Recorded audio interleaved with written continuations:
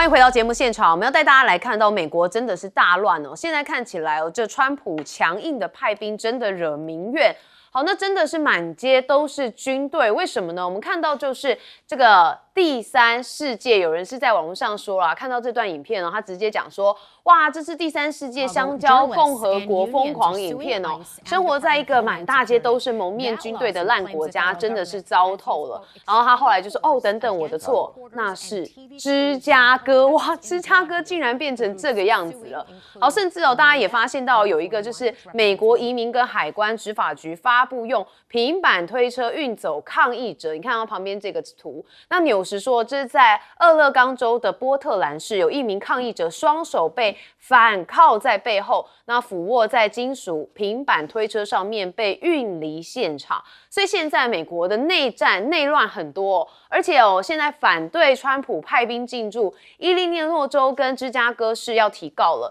好，这两个这个伊利诺州跟芝加哥市也说这个被告将国民兵联邦化，那并派往这个伊利诺州的行动是违法的，请求法院制止这种非法、危险且违宪的行为。美国人民无论置身在何处，都不应该生活在美军占领的威胁之下。好，那川普现在也把这个加州国民兵进到了波特兰，所以法官也在出手了。我们看到这个美国的俄勒冈州联邦法官说，近期的示威并不需要这个国民兵来介入。他说这项裁定至少有效到10月19号，所以禁止川普再从任何州或是华盛顿特区来进行派兵。所以现在整个川普我就很奇怪嘛，你怎么把军队对自己国家的人民呢？那我们看到川普怎么说？他说波特兰局势堪比是叛乱。那制定叛乱法是有原因的，他说有必要我就会动用，如果人民被杀害，法院阻挡我们，州长、市长阻挡我们，他就会动用的是叛乱法。不过伊利诺州的检察官他直接呛瞎说，这边没有叛乱，只有和平抗议。那俄勒冈州的检察长也说，总统先生，你想玩创意，我们奉陪到底，法庭上见，等于直接跟川普杠了起来。好，那川普的胡言乱语也很多最近他讲了一个越战的事情，很多人也吓呆了，想说哇，他竟然敢讲越战。我们听一下。Problem with Vietnam, we stopped fighting to win. We would have won easy. We would have won Afghanistan easy. We would have won every war easy. But we got politically correct. Let's take it easy. We're not politically correct anymore, just so you understand. We win. Now we win.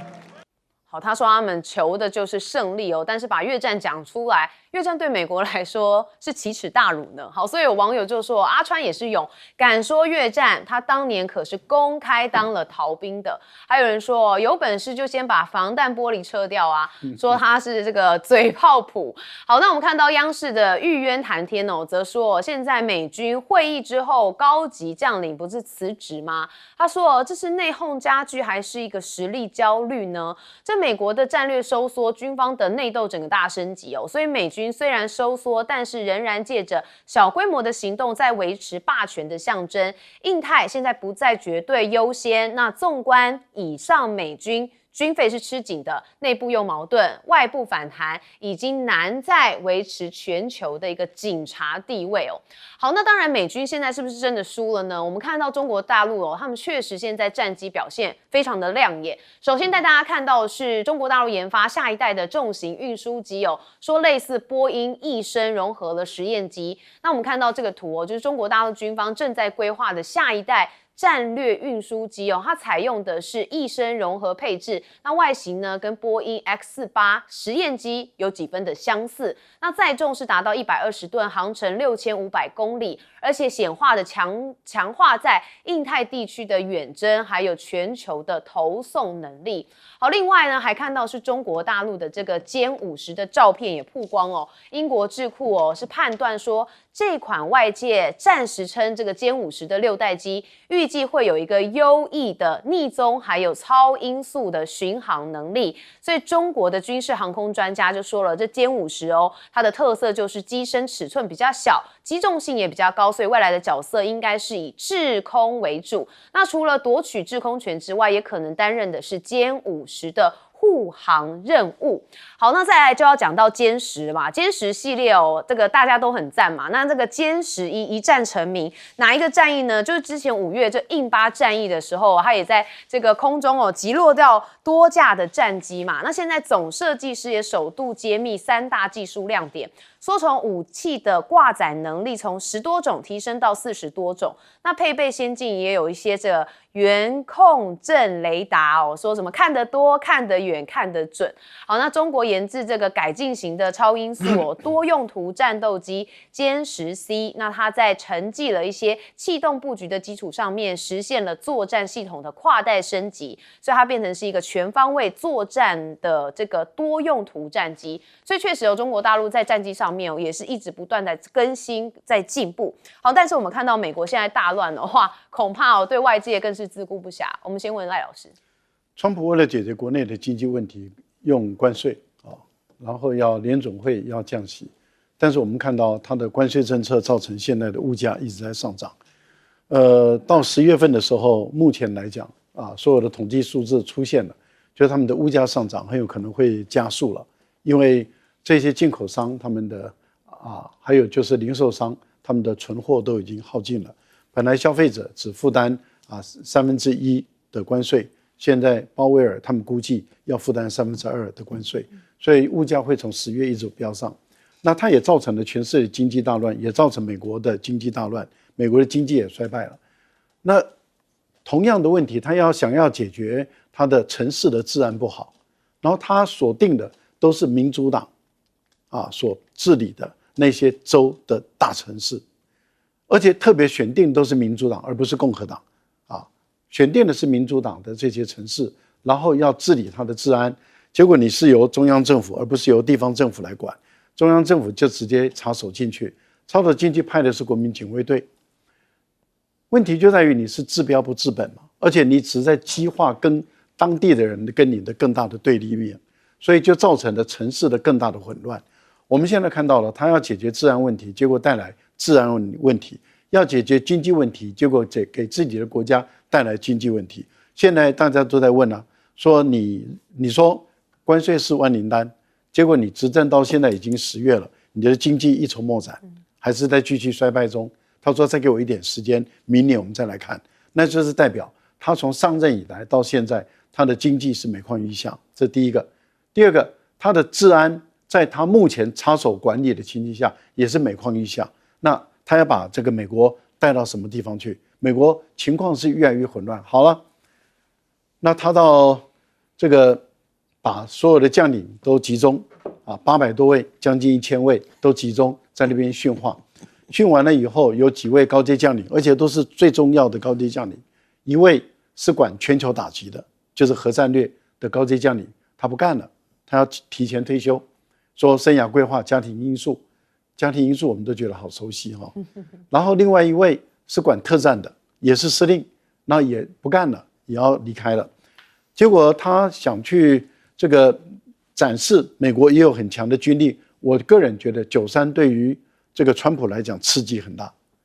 所以他一定，因为人家把93跟他的陆军的这个阅兵拿来做比较，简直美国不能看，所以他搞一个海军的阅兵。结果搞一个海军的阅兵被大家嘲笑在哪里呢？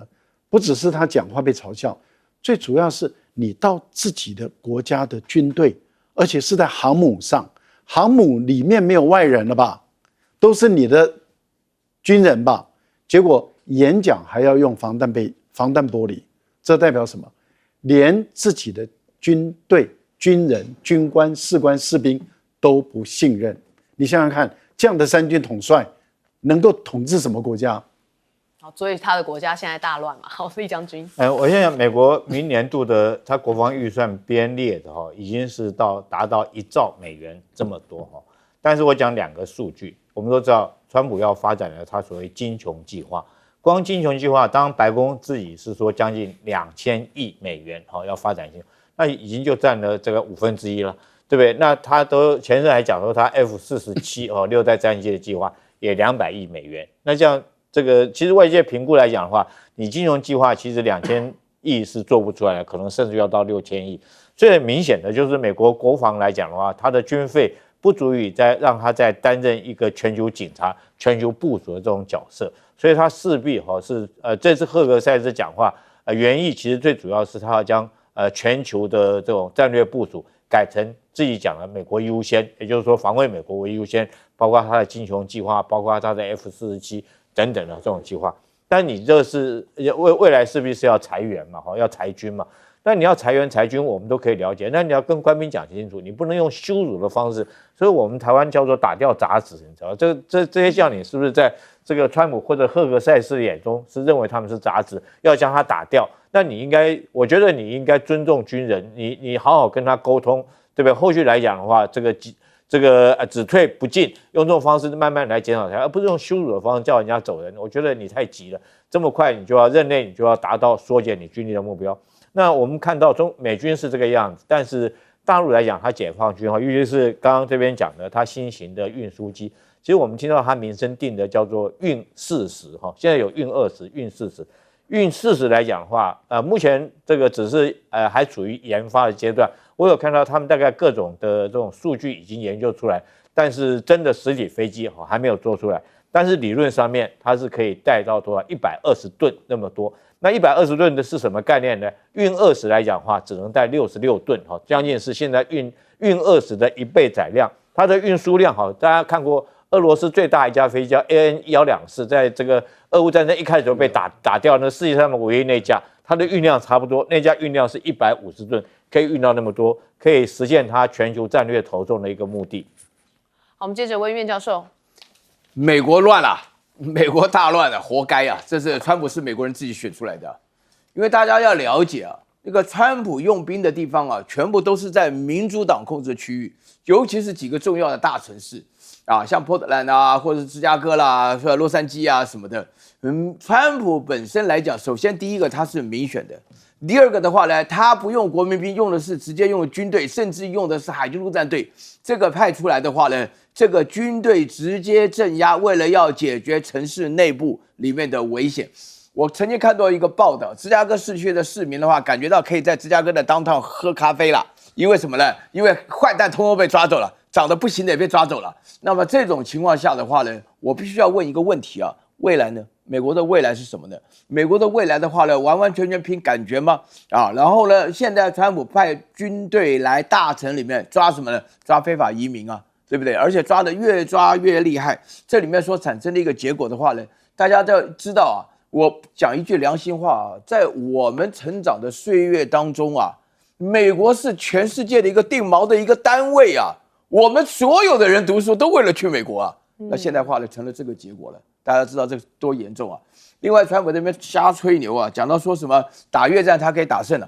我在留学的时候，我最好的朋友他就是越战期间，因为美国在打越战的时候征兵征到52万人啊，美国有征兵制度啊，很多人都逃到加拿大去啊。我就见到一个人啊，跟我很好，他原来是波士顿人啊。很好的朋友，美国人就逃到加拿大去的同时啊，对于美国为了打这场越战的时候构成的影响，心理上构成了非常大的挫折，是严重的不得了。另外的话呢，我们大家都记得，因为打越战跟这个阿富汗战争的时候，我们都记得非常清楚啊。美国基本上的话呢，不是政治正确不正确，美国基本上的话呢，是打仗的时候呢，对于别人的兵不信赖。要靠自己来的话呢，又没有办法派出坚强的实力，所以这里面的话呢，说明一个现象。我可以告诉大家一件事情啊，你不要看到什么6代机啦、什么运40啊什么的，大陆一直不断的出这种消息，就要跟美国进行一场军备竞赛。大家还记不记得美国是怎么样把苏联拖垮的？就是军备竞赛。现在的话呢，大陆是一样画葫芦，也要照这种情况下来讲，川普这个人呢又笨又坏，他很容易中计，他会觉得美国最强，美国最厉害，美国要参与这场军备竞赛，美国搞什么金球、铁球、银球，搞了一大堆的话呢，花了一大堆钱，有没有实质的效果？但是他自己的话呢，军队里面用到自己的国内的城市，他确实很厉害，芝加哥也好啦，或者波特兰也好啊，他讲人家随便开口，信口开河说人家是叛变的。我坦白讲啊，美国人基本上是很爱国的啊，但是呢，美国的社会的分裂却不是这个一朝一夕派个几个部队就可以解决的问题，所以我是觉得说有点遗憾呢，美国走到今天这个地步。好，确实因为美国一直被认为是民主国家的一个典范。好，那但是现在这个乱局真的让大家看都摇头。我们休息一下，马上回来。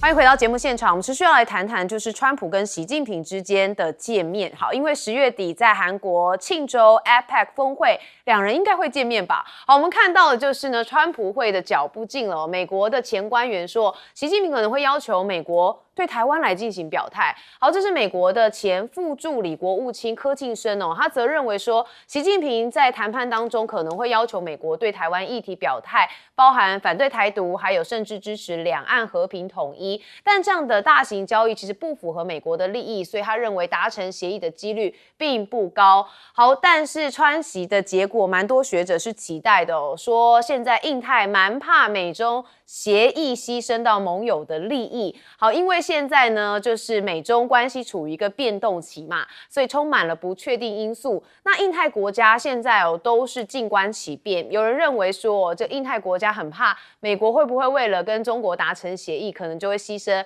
盟友的利益，这也是蛮多台湾的人蛮担心的哦。好，那美国的鹰派也很担心川普对中国态度软化。好，这是彭博说的，美国内部的鹰派对于美国总统川普推动中美达成协议是感到很不安，担心川普会在第二任期对中国的态度日益变得更软弱。那美国鹰派的紧张情绪呢，其实随着这个他们两个人可能进一步的会晤升温。那2025年 APEC 将在庆州嘛，那外界高度的关注美中领导人是否会在峰会当中举行会晤。那尽管川普在最近都释放了这个美中领导人将在 APEC 会面，那中国却只有回说正在沟通当中，这就令鹰派更不安哦。说因为川普展现了好像忽视了意见的一些迹象，例如允许 TikTok 啊在这个美国继续经营，而且批准了辉达向中国出口部分 AI 晶片，所以部分的专家担心，主张加强跟中国经贸合作的力量正在压过鹰派的影响力哦。好，我们看到这是美国内部的状况。好，那当然在美中之间的筹码呢，那美国政府现在补助的持股转向稀土跟晶片的企业都入列了。这消息呢是说，美方其实正在考虑要入股格陵兰稀土公司，这持股的比例大概是8%。不过白宫这边已经否认哦，说没有这样子的考虑。但是呢，现在美国也说要入股加拿大的一个这个矿产开发哦，希望能够帮助阿拉斯加的部分。那这个部分哦，看到了哦，目的在确保阿拉斯加的关键能源跟矿产计划要顺利推动。所以在盘后这整个大飙升哦，150%的股市飙升。好，但是呢，有学者是担心说，不要只关注 AI 啊，其实呢，中国已经悄悄的在垄断基础半导体的市场。那这些晶片呢，从汽车、医疗器材到防卫系统，可以说美国已经陷入对中国晶片的危险依赖之中哦。所以大家就说，你们把这个 focus 都放在了 AI 上面，但其实中国大陆已经在布其他的局了。好，那看到美国也才发现稀土哦，只是台面上的筹码，真正卡住7寸的是每天往嘴里塞的那颗小药片。好，所以有时候官媒报道说，9月28号，美国卫生与公众服务部发布的这个国家基本药物供应链风险评估哦，就写到说88%的原料药依赖进口，其中43个百分点直接就来自中国。好，同一天，美国贸易代表办公室也把青霉素、工业盐对这个部分来进行6大类从加税清单当中划掉了，原因就是他们发现找不到替代来源。所以美国也蛮诚实的，找不到替代来源，好，那就把它删掉，就不跟中国大陆来对抗了。好，那印度现在呢跟中俄来靠拢了，所以川普政府也祭出的关税措施，显然是把印度推向了这个中国跟俄罗斯哦。那这不仅为中俄造成了一些有利的条件，也可能会让这个美日印澳4方安全对话出现一个缺口，那对日本的战略就会造成冲击。好，我们当然也要看到的是这个中国大陆的外交部长王毅哦，他到了意大利跟瑞士。好，那这个部分呢，其实他在7号到12号要访问意大利，他此行要参与的就是中意政府的这个委员会第2次联席会议，而且也会到瑞士举行第4轮的外长级战略对话。那其实大家解读，这是不到1个月之内他再次的到欧洲，而且之前据报道，他9月12到16是到奥地利、斯洛维尼亚跟波兰。那在之前的6月30号到7月6号，他是访问比利时、德国跟法国。好，大家就说了，为什么王毅要去欧洲呢？好，我们之前看到一篇报道，他就有讲说，中国大陆的纺织业现在为了闪避美国的高额出口的这个关税，所以已经将出口大举的向欧洲市场来迈进。所以呢，这个欧洲纺织团体的数据，今年上半年对中国服饰以及纺织品对欧洲的出口量跟金额都比去年同期激增了20%，主要是欧洲廉价服装进口的增加到了20亿的欧元。好，所以我们也看到，现在川习会确实近了，很多人认为可能会有一个大交易的产生。赖老师，台湾的问题台湾对中国大陆来说是它的核心利益。那我们我在法国的时候，在国防研究院，我们对于国家的利益、国家战略利益、国家核心利益，它在国际政治上是定义是非常明确的那国家的核心利益受到挑战、受到攻击，那一个国家它就一定会动用武装力量，任何手段来排除。所以台湾大陆已经宣布，这个就是一个国家的核心利益，所以这个是没有妥协、没有谈判、没有交易的一个底线所以不可能拿台湾来做交易的。换言之，也就是说，台湾的问题没处理好，那两国的关系就走不下去了。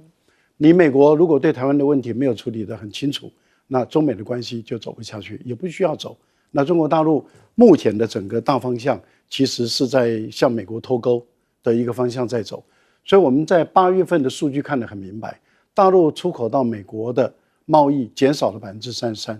这个对美国来说是很大的一个冲击。那大陆目前来说，它进口也少了，出口也少了，它中美的贸易额是一直在下降。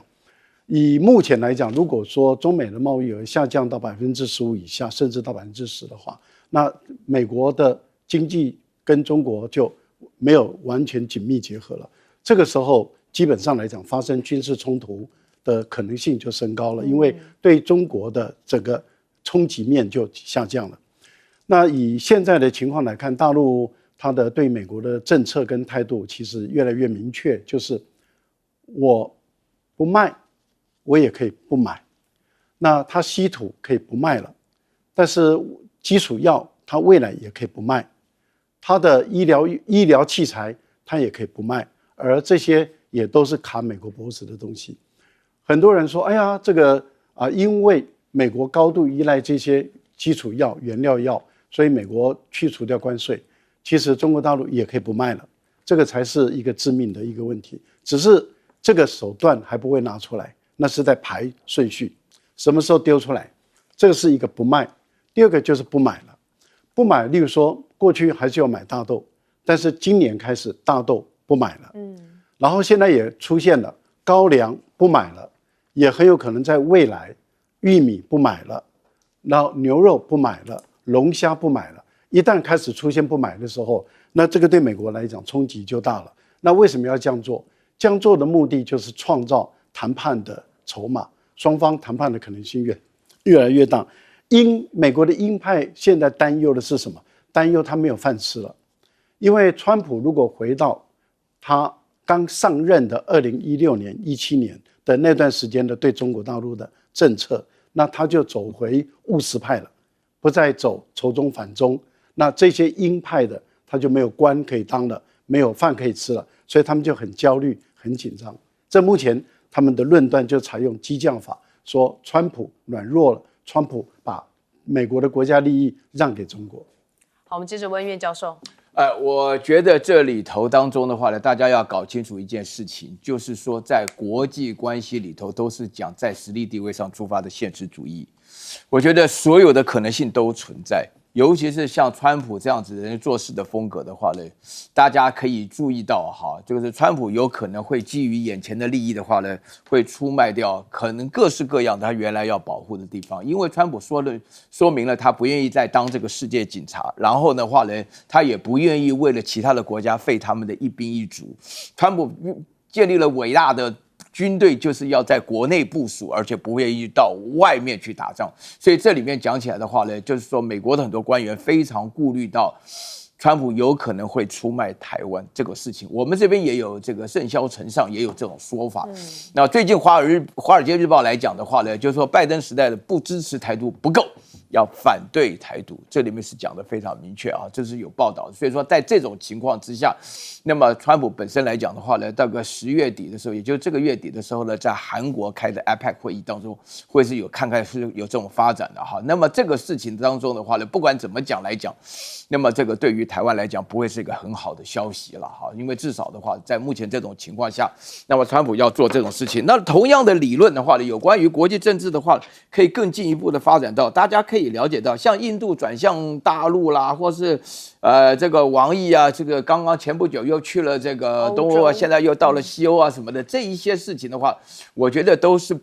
都没有什么特别好讲的，就是基本上的话呢，就是大陆做好跟美国之间的这种脱钩断链的准备，而且这当中有一件事情非常重要，就是说呢，要做出来给美国看到，大陆本身来讲，在贸易上的问题的话呢，态度强硬不说，而且是有实力的。我觉得除了稀土以外，除了这个大豆不买以外的话呢，我觉得这个药物当中啊，所有在美国住过一段时间都知道，美国用的抗生素加止痛药是非常非常普遍的。啊，美国人吃止痛药的话呢，真的超乎想象的啊！这个在这种情况下，它的止痛药的原料跟抗生素的原料都从大陆进口，这个构成了一个非常大的一个威胁，会改变到美国人的生活习惯的。对，确实哦，因为这个如果中国大陆不卖，那美国就完了嘛。好，将军，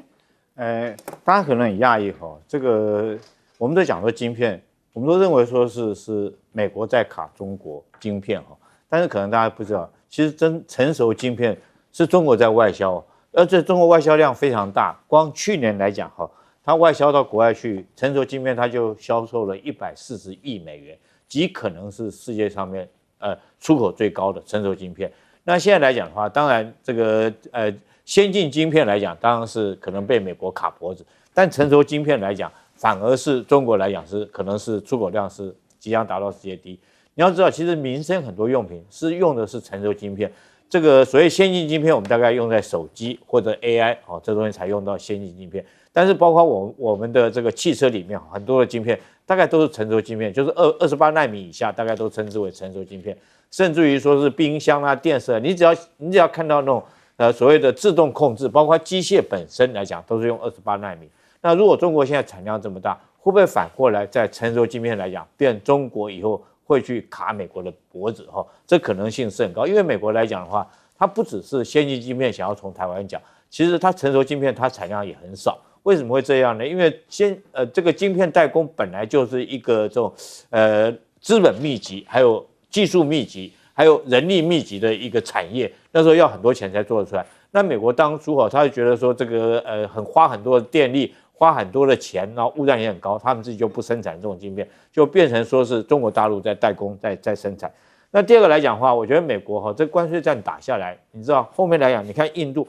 来讲最有名的，我们知道是学名药嘛，也就是仿冒的药啦，讲得很好听叫学名，其实就是仿制的药品。你知道印度仿制的药品虽然说是出口量很大，但是它的原料还是来自中国的，所以它必须要跟中国合作，不然中国如果说卡印度脖子，我不给你原料，就算你的制药工艺再厉害，你也做不出来哈。另外来讲，我觉得美国现在来讲，我们前两天经常在讨论 H-1B 的签证，就是科技人才签证，美国自己现在把人才往外推，反而我们现在看到，包括中国、包括欧洲这些国家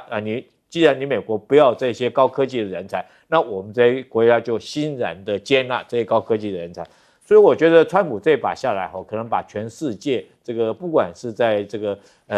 科技方面或者人才方面，自己都把它往外推。尤其是说你现在对印度来讲，它当然会转向大陆啊，因为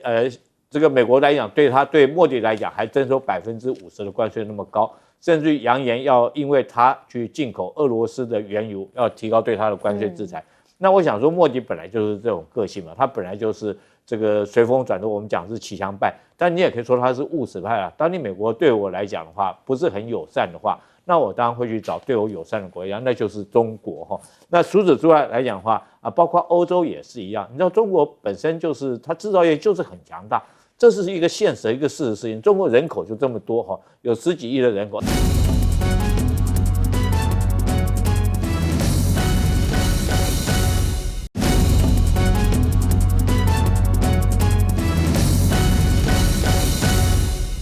带你追查事件真相，掌握政局的变化。观众朋友，你好，欢迎加入今天的新闻大白话，我是主持人韩一伦。好，节目一开始，我们来介绍今天的特别来宾。首先是国际政治专家赖岳谦，主持人好，观众朋友大家好。退役少将厉正杰，一轮好，各位观众大家好。以及台大哲学系教授苑举正。一轮好，各位观众朋友大家好。好，不知道观众朋友有没有看到我们的0日攻击呢？这可是我们这个国剧国造哈，可以这样讲。好，最终回了，我们看到方恩格他惊呆了，说这是世界军事奇迹。好，为什么？因为他真的很认真，把所有的0日攻击都看完，说最后呢，国军靠着轻武器就顺利的守住大胆岛，他说是世界军事奇迹。好，主要就是因为可能跟这个逻辑上面跟本来大家想象的状况是不太一样的。好，所以有人也把这个0日攻击的顾问给搬出来，包含了有苏紫云，然后沈伯洋、曹兴诚跟林锦昌。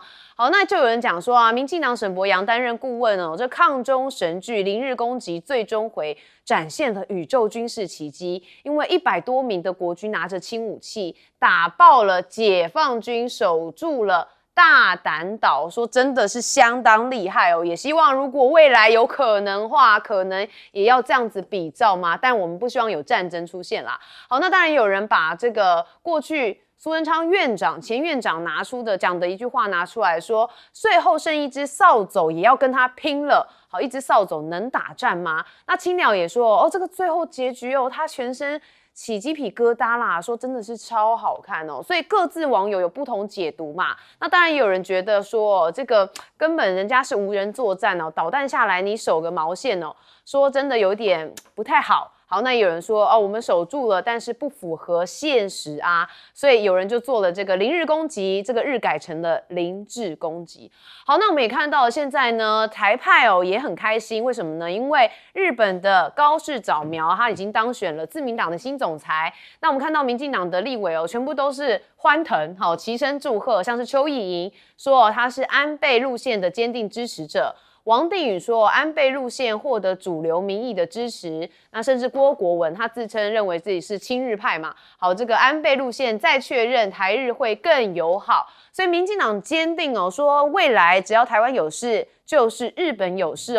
高市早苗也会跟安倍晋三是一样的想法。好，那你看到高市早苗劲爆照出土，66%的日本民众期待他人事布局出现了多位的亲台派。那也要看到民调上面53.6%的人他认为高市早苗出任首相，那中日关系就会恶化，这是共同社的民调。好，你看到68.4%的人对他还是有点期待，但是53.6%的人认为未来中日绝对会是恶化的关系。好，那中国也提了3个要求，敲打对华强硬的日本首位女首相。陆方这边是说呢，希望日本恪守中日4个政治文件各项原则跟共识，那信守在历史、台湾等重大问题上面的政治承诺，奉行积极理性的对华政策。好，在外界看来，这番说辞不免有一番敲打的意味，告诫的就是新的自民党总裁在未来的中日关系上面要谨言慎行，然后否则就是后果自负。好，但是我们看到高市早苗虽然很亲台，但是不会贸然对中国大陆强硬。好，之前我们也曾经讲过嘛，当家才是当家难所以接下来他可能还是会对中国大陆有一些交流，所以我们还是要看他真的成为了首相之后，可能还会有一些不同的态度。但问题是高市早苗最大问题恐怕不是中国，可能是俄罗斯跟北韩。我们先看到这则是日本首次发现俄罗斯的北风之神现身取道中古海峡西进。好，这是日本防卫省统合幕僚监部发布首次在日本附近海域侦测到俄罗斯的955型，也就是北风之神级的核动力弹道导弹潜舰。这显示北太平洋的局势也正在紧绷当中。好，这是9月底发生的事情。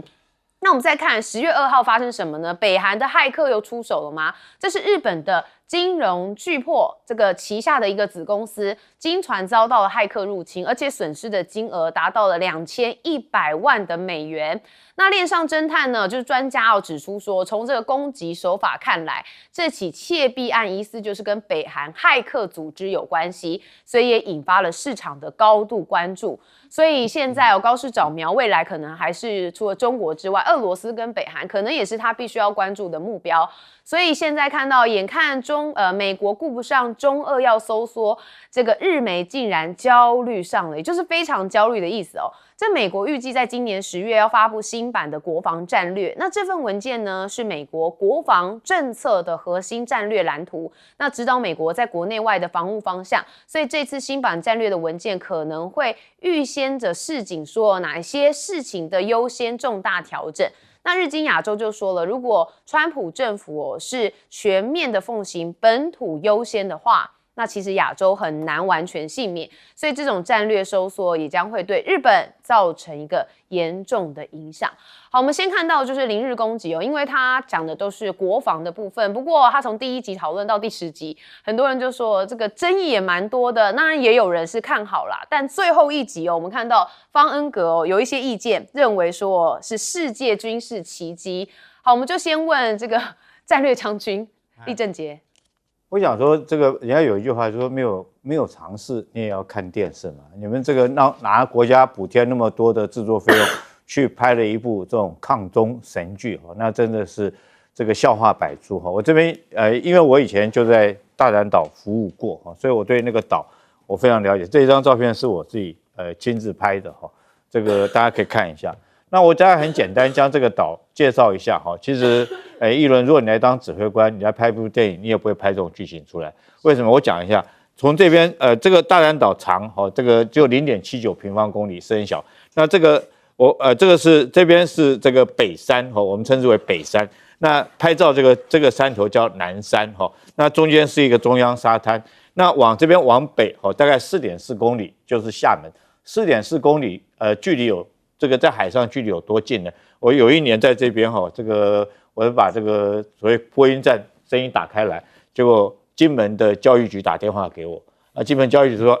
旅长，厦门大学他们跟我讲说，请你把收音机关小声一点，他们学生在上课。我想声音就这么近，那你想想看，有可能说是第二个来讲的话，我们看这个地形，这个是一个沙滩。如果说因为电视上面零日攻击他拍的第一个阶段是蛙人互相在摸来摸去。我不晓得这个什么时代，你还在挖人摸来摸去。挖人上岸是要了解这个派挖人先去，是要了解这个地方你的兵力部署，你机枪阵地，你公司构筑在什么地方，让这些挖人先起来做情报的一个侦测以后，回去以后你一定相关的作战计划。那试问一下，如果这种状况来讲的话，是不是用无人机就可以取代挖人的这种效果？而且无人机从上面往下面看的话，绝对比挖人还更清楚，而且比较更安全。第二个来讲，如果说是你是解放军，这个你要攻击这个岛的话，你会怎么样？大家注意到这中间是个沙滩呢。这当年来讲，大嶝岛1950年才和人家从这边登陆上来。那现在来讲，它2栖登陆战车，你看4公里的距离，在海上，这个已经还没有热了，它就已经冲上这个岛，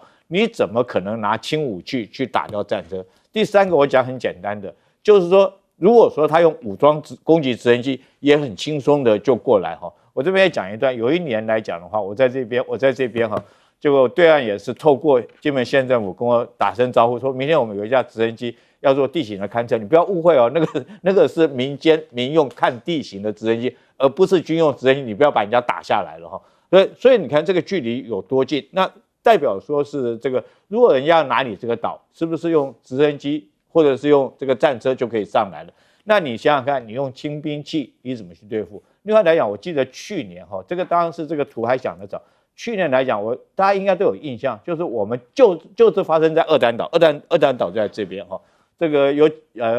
大陆他们有民众啊，他还不正是军用的民众的无人机的飞手玩家，那无人机飞到二胆岛的上空。那个是，然后丢石头。那我们阿兵哥不知道怎么办，就拿石头去丢哈。那证明来讲的话，无人机是不是都看得清清楚楚？你每个碉堡，你每一个阿兵哥在做什么工作，都很了解。所以我觉得你拍电影一定要结合实际上面状况啊，不要说是凭自己的想象，凭以前的印象凭以前大胆岛的战役，曾经在这边发生过战役。那另外我在这边讲一点，如果说这个两岸之间真的有军事冲突来讲的话，人家也不会打你大潭岛。大潭岛已经在时空的这种改变之下，以前在这个位置，它主要的航道是进出厦门来讲的话，必须要从这边进入。现在来讲的话，它不需要从这边走了。那大潭岛还有没有这种堵到人家这个两栖船团登陆的这种航道的意义？已经没有这个意义，它也不要在这边这个夺取你这个岛，浪费这个兵力。事实上，从1950年之后大潭岛就没有再发生过任何战役。那现在我这边也替金门县政府这个做工商服务一下。现在大潭岛事实上是可以上去观光，所以我这张照片是没有泄密的，因为它本来就可以观光。如果说各位观众如果有兴趣的话，可以上金门县政府的网站去申请登记。我个人觉得说是蛮值得去参观，也还里面的这种景观也蛮好，但是上面非常的环保，就是汽车根本就不能走，只能用电瓶车走。所以我觉得这个零日攻击我觉得这群人在这边浪费政府这么多钱，拿纳税人这么多钱，就拍出一部这么弱智的这种影片，根本就不符合实际上面的这种地形或者是作战的状况。我觉得只是在误导老百姓，让老百姓认为说是解放军是不堪一击的纸老虎。其实我觉得这是特别严重，解放军不是我们所想象中这么不堪一击的。好，也难怪零日攻击这么多的争议你看，就有这个在过战区的，或者是有这个投身军旅的人，就会觉得说种种的不合理好，我们接着问赖教授。他的顾问群浩浩荡荡有自认为他是军事专家的施主仪嘛然后也有所谓的黑熊的搞民兵的任性作战的沈伯洋，还有很有钱的曹兴诚等等的都是有头有脸的在民进党时代都是很有头有脸的人来担任他们的顾问。讲到最后的战役就是大潭岛了。我想客观的来说，大陆有14亿人口，他们在大学生读书的就是有5000万人了。每一年毕业都有900万人。我讲这个数字的意义在哪里？就是可以当兵的人都是上千万，可以当兵的就是18岁到22岁最适合当兵的都是有上千万的人。那再加上解放军有200多万的军人，有东部战区、南部战区，还有中部战区，怎么可能会打到他们没兵了呢？这个不要用猪脑袋用人的不要用人脑袋。用人脑袋想都不会觉得，用膝盖想用膝盖想，对，因为不可能发生的事情就是说打到没有人了。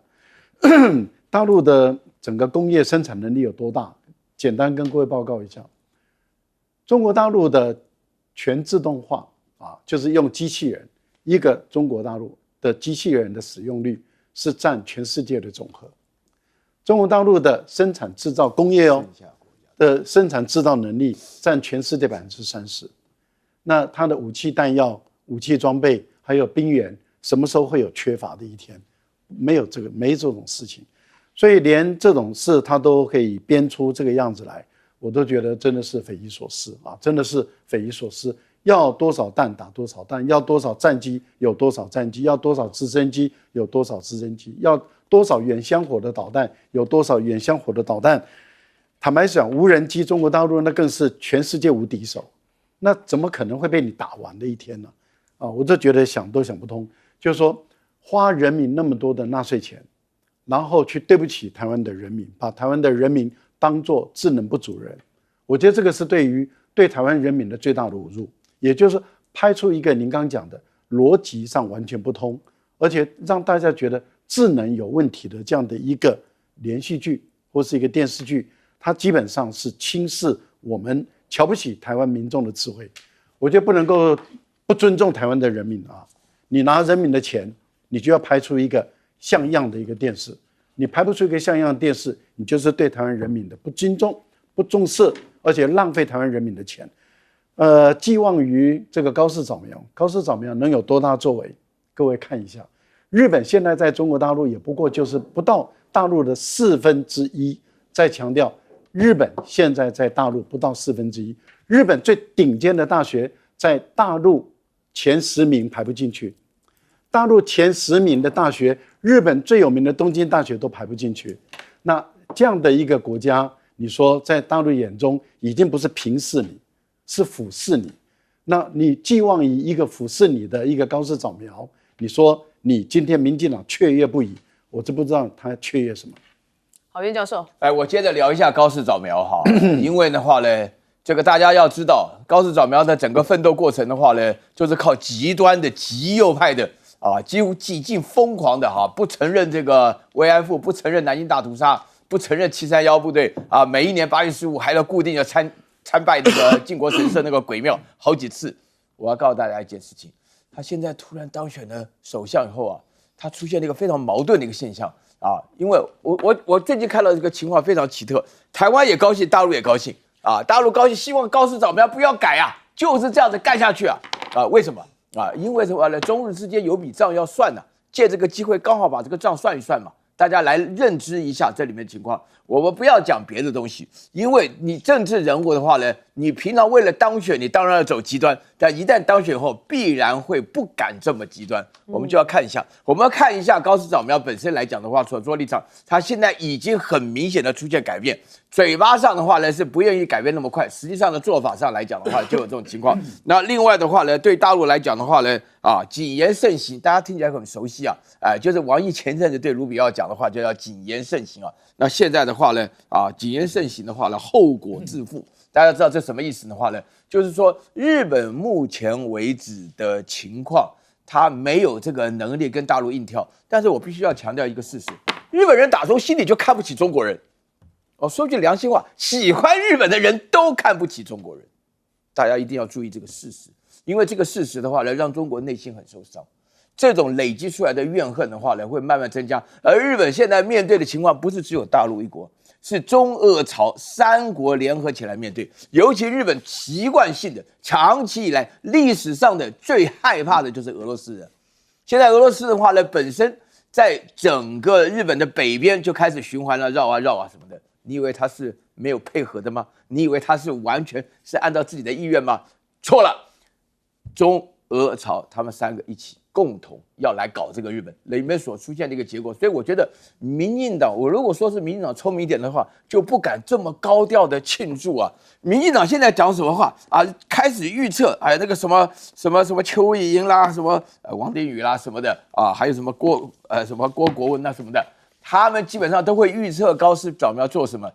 刚好错误你这个时候你应该谨言慎行为什么？因为高市早苗他一定会变的。他不能够面对日本要面对这么大的压力，纵使日本有很多人60%以上的人的话呢，基本上认为中国没有什么东西这样子。可是实际上的话呢，我自己是有去看阅兵的，我心里非常明白我可以了解到大陆做了很多的准备讲了反法西斯的80年纪念，然后抗战胜利80年的这种现象里面，就是说明了一个非常非常重要的一个问题，就是大陆跟日本之间的话呢，绝对不会让日本能够继续维持这种状况下去。所以日本人选出高市早苗，他一选出来通过当着自民党总裁的时候的那1秒钟，我就知道这个事情闹大了。高市早苗他非改不可，一定会改，大家可以静观其变，慢慢看，拭目以待。好，我刚才不是讲了吗？这个当家才知当家难所以在高市早苗真的当选到这个日本首相之后，他过去比较激烈的言论一定会往后收。好，我们休息一下，马上回来。